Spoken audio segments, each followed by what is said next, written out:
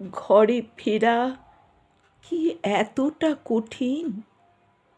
ঘর তো আর আকাশ নয়, ফিরতে গেলে পাখি হতে হয়।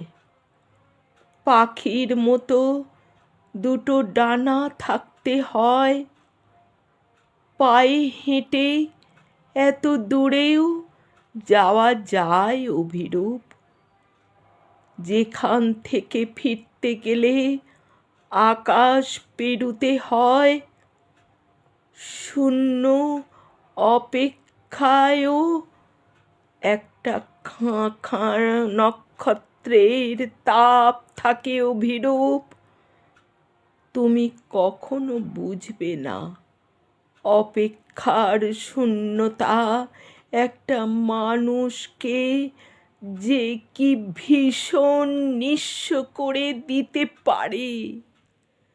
যেখান থেকে জীবনের দিকে তাকালে মৃত্যুকেও প্রিয় মনে হয়, অথচ প্রত্যেক দিন এই ক্ষত বিক্ষত শূন্যতার ভিতর আমি ফোঁটায় ফোঁটায় ছড়িয়ে পড়তে দেখেছি আমার নিজের শরীর।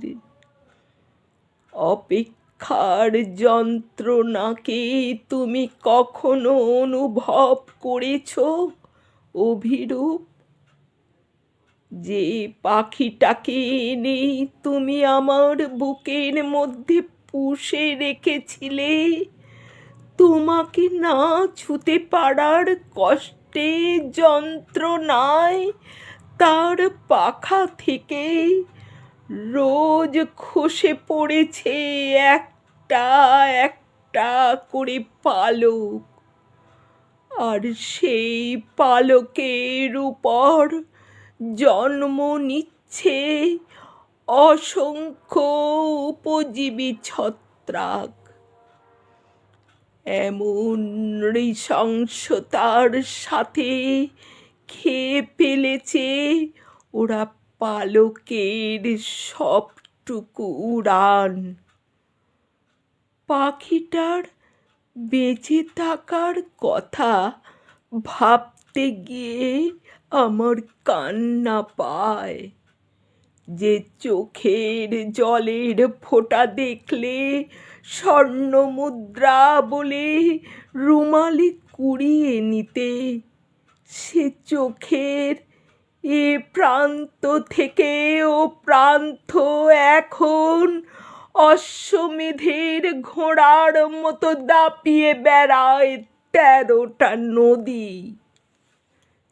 তাদের অবাধ্য স্রোত খড়কুটোর মতো ভাসিয়ে নিয়ে যায় আমার বেঁচে থাকার লক্ষ লক্ষ দিন, আমার ভালো থাকার অসংখ্য সময়।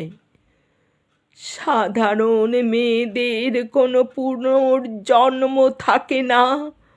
অপেক্ষার জীবাশ্ম বয়ে বয়ে যে ভালোবাসা আজ আমার রক্ত প্রবাল, আমি কিছুতেই তাকে মৃত্যুর হাতে তুলে দিতে পারবো না অভিরূপ। আমি বাঁচব অভিরূপ, মৃত্যুর পাঁজরে পাঁজরে আমি বাঁচব। তুমি যত দিন বেঁচে আছো।